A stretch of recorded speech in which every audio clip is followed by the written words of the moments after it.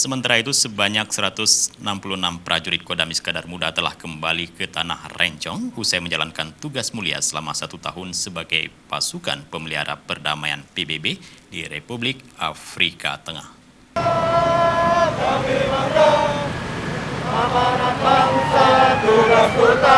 Kedatangan Satgas Kompi Zeni TNI kontingen Garuda ini disambut langsung Panglima Kodam Iskandar Muda Majen TNI Hasanuddin di Makodam IM Banda Aceh, Jumat.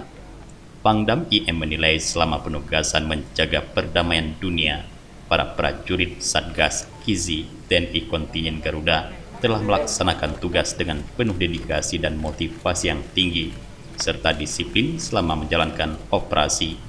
Untuk itu, Panglima Kodam Iskandar Muda mengucapkan terima kasih dan penghargaan yang setinggi-tingginya atas dedikasi dan prestasi yang telah ditunjukkan selama bertugas di Republik Afrika Tengah dan memperoleh berbagai penghargaan dalam pelaksanaan tugasnya.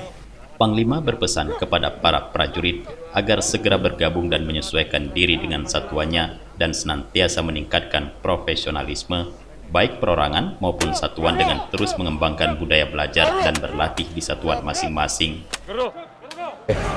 Bapaknya sebagai Pangdam Iskandar Muda, saya merasa bangga dan puas menyambut kedatangan pasukan saya yang baru saya melaksanakan penugasan misi perdamaian PBB yang saya nilai dan sesuai dengan laporan yang saya terima melaksanakan tugas dengan sangat baik sesuai dengan tujuan dan misi yang dilakukan.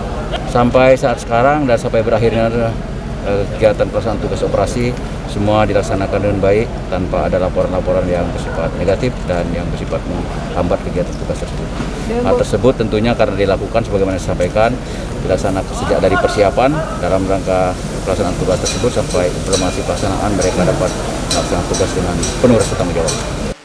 Satgas Kizi TNI kontingen Garuda ini berasal dari Satuan Batalion Zenit Tempur 16 Dika Anuraga yang berlokasi di Indrapuri, Kabupaten Aceh Besar.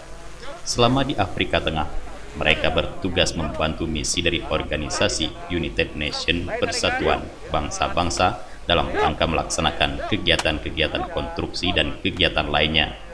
Dari Banda Aceh, Tim Liputan Aceh TV melaporkan.